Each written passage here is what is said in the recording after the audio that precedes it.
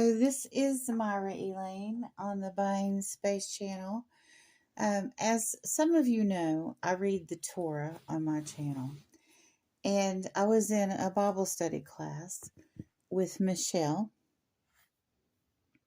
Michelle Crochets in Kansas. No, she changed her name. Michelle Crochets and Crafts, I believe, is her new channel name. But she has wonderful devotionals every morning, almost every morning. And I love going into her live chat and listening to her read the Bible. But I told everybody that I read the Torah in the chat, and they said, well, is that, people chirped up and said that's the first 5 books of the Bible. But I had bought a Torah from an auction gentleman who will go unnamed at this point. If you're that curious about where this Torah came from, you can search through my Torah videos and my unboxings. But as you can see, this Torah has divided itself. I was raising it up. I mean, it was already in very bad condition. When I got it, it had tape in it. This Torah was a bar mitzvah gift from a Jewish young man from his aunt that he was close to. And it was already in bad shape. It already had this tape in the front pages, and I was trying to lift it up and show a Hebrew letter. So, and it just fell into pieces into the floor. So I went ahead and looked at the title page. I had looked at Torahs online, but there was no description of how they were laid out. Of course, I would have ordered a Torah in English, but this particular Torah has the Hebrew on this side and the English translated directly from Hebrew on the other side. And I really like seeing the Hebrew letters. Now, I do not yet know Hebrew. I am learning the alphabet. I am doing a devotional on Psalm 119. I had started doing Psalms over a year ago, and that's where I was in the chronology of reading Psalms. It did happen to coincide with the time that Michelle started reading Psalm 119, and I thought, well, what am I going to do? Am I going to stop reading Psalm 119? Now that I've read up to 118, and I've been doing this for over a year, so I went ahead and did my study, or am doing my study on Psalms 119. So anyway, I ordered another one after this happened, so I thought I'd film the changing of the guard, so to speak. Now this Torah was also our bar mitzvah gift in a different area of the country. So these Torahs were published, I think, in 1962. Oh, wait a minute. In the Torah, or I should say in Hebrew, you read from left to right, and in English you read, right to left. In English you read from left to right.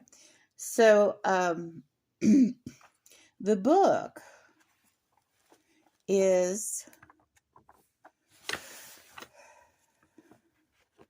the title page would be what we consider the back.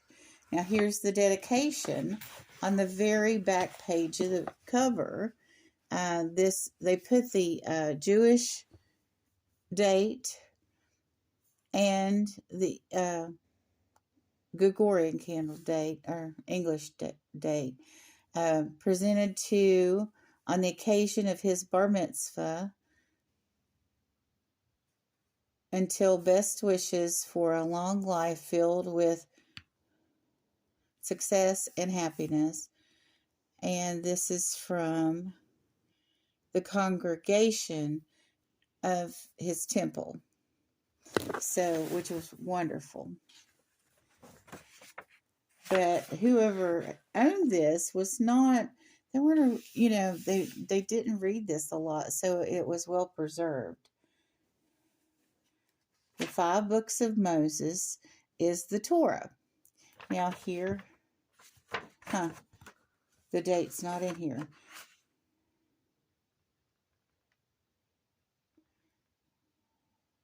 Or at least not the English date. Since I don't read Hebrew, I don't know if the Jewish calendar date is on this or not. But I believe it was 1962 that these came out or were published. Now, in Michelle's chat, and why I'm giving a shout out to Michelle, is because somebody, a lot of people piped up and said, oh, the Torah is the first 5 books of the Bible. And it's also called the Pentateuch. And it absolutely, the first 5 books of the Bible are called the Pentateuch. And that's absolutely, positively true. But this Torah is also, it has the Torah in it. So there's the first 5 books of the Bible.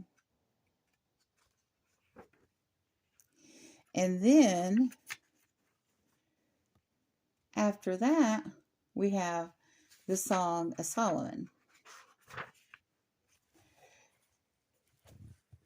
So, this book not only has the Torah in it, it is a Torah book because it has additional books from the Old Testament in it. And other things. Here's prayers for the Sabbath or Sabbat. So it just doesn't have only the Torah in it. It's what I call a Torah book. And it even has songs in it. So it's, it has Song of Solomon, it has Ecclesiastes, Esther,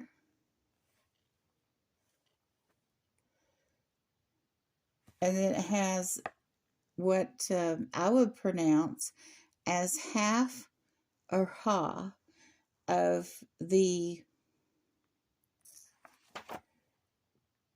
Moses and different people. Here's one for Joshua. So these are additional Jewish writings that I do not believe are in the Bible. I think a lot of the study maybe to write these came from the Torah. Of course, the Song of Solomon, Lamentations, Ecclesiastes, Esther, all of those books are also in the Old Testament. Why they chose to have those books along with the Torah or the first 5 books of the Bible or Old Testament, should I say, I don't know why this selection was made. So when I reference my Torah, I'm referencing this book that does have the Torah within it, but it is also a Torah book. So that was a little complicated to explain in the chat. And this is called the 5 books of Moses. And here is the Jewish Star David, with Hebrew in it. So I don't know what it says.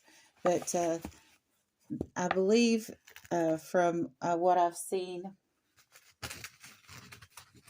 that this book was published in 1962. There is an inner flap here. I'm going to attach this down to the inner flap.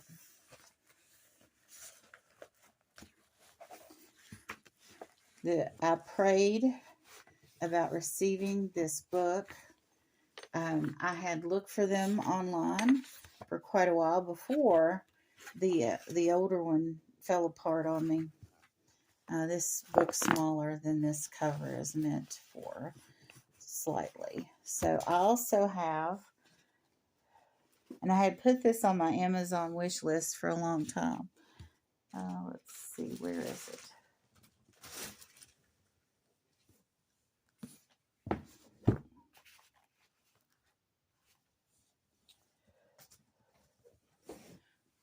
This is pretty relevant for today. Whoops.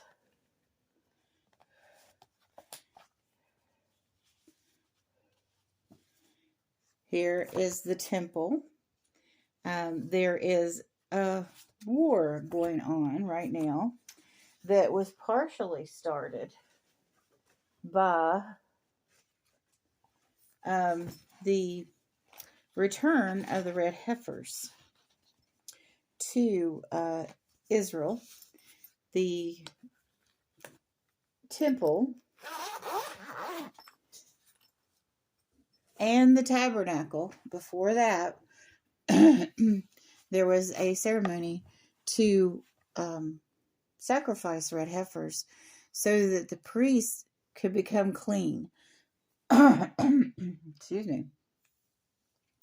If the priest had been exposed to a dead body or any other circumstances that made them considered to be unclean, they would have to put the ashes of the red heifer on them and do a ceremony before they could go in to the temple, especially into the Holy of Holies, to do God's bidding in the Holy Holies.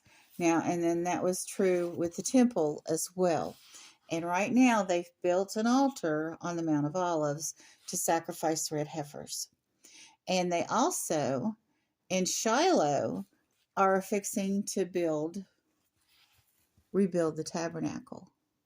And they could also sacrifice the red heifers at the tabernacle in Shiloh and not cause more conflict, because the temple needs to be rebuilt where the Dome of the Rock is. So that puts them at odds with every Muslim on the planet, about 1 billion people.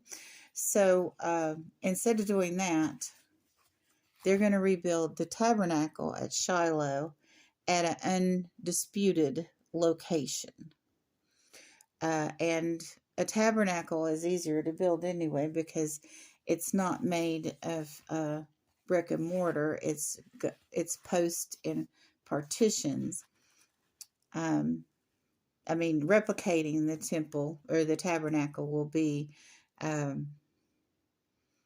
not easy, but they're going to have to do a lot of studying. I'm sure they have, to rebuild the tabernacle. So I think everybody that's saying the world's going to end and that Israel is going to destroy the Dome of the Rock to replace it with the temple, I don't think that's happening soon. Honestly, don't. They have the red heifers, and they can sacrifice the red heifers at the tabernacle. Matter of fact, they had a conference a couple of days ago in Jerusalem. This is actually, I'm on Easter Saturday, but this will be published around between the 1st and 2nd week of April. So I think everybody needs to calm down about the red heifers and know that these things do not have to cause this level of conflict. I think the Jews want to rebuild the temple on the Dome of the Rock? Well, of course they do. Are they going to be doing it this year? No. But they may be sacrificing the red heifers, because I have learned that when they sacrifice the red heifers, they use hyssop plant and cedar wood and a specific wool, and they burn them together and they make an ash out of that. And then before the priest can be cleansed, they mix that with spring water and then apply it. So the thing is, the ashes have no expiration date. I think if they add the water, it might form bacteria, but the ashes from the red heifer and the wood and the wool and the plant hyssop is not going to go bad if it's not mixed with spring water. Of course, I have no idea. That would be a question, if I could talk to a rabbi, a question I would ask. During the ceremony of the red heifer, do they go ahead and mix the ashes with the spring water? Is it mandatory that they do that at that time?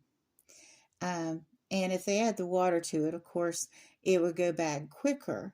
But there is no expiration date. There's nowhere where it's stated the ashes cannot be used for a very long time. Matter of fact, there was a procedure where they would take the old ashes and mix with new ashes of the red heifer.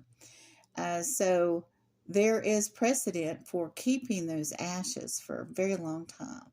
Now, I have heard that the heifers have to be less than 3 years old.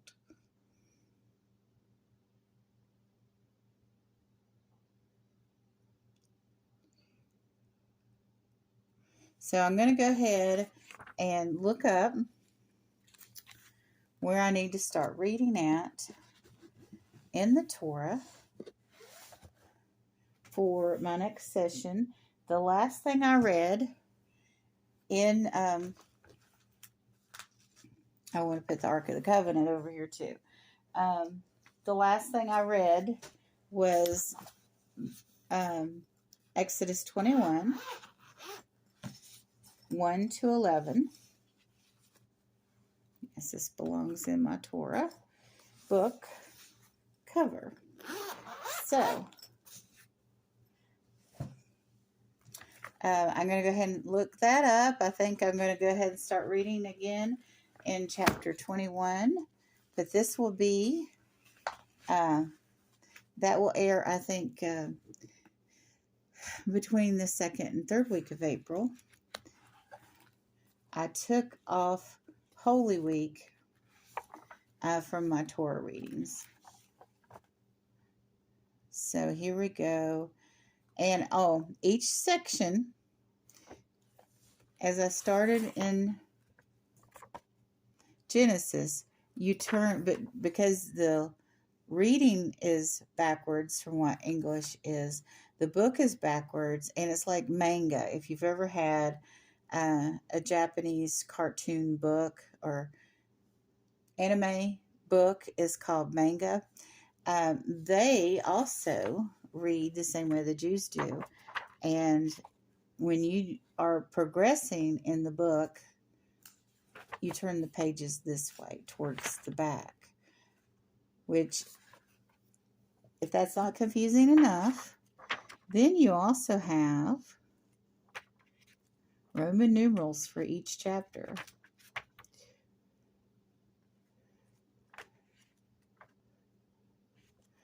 And each area of each book in the Torah also has a name for each section.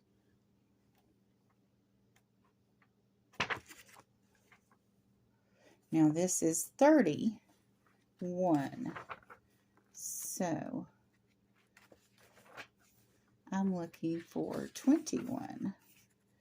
So I went too far. Oh, this is 21. So immediately after the law is given, the 10 Commandments, more laws are continued. So I was actually on the right page.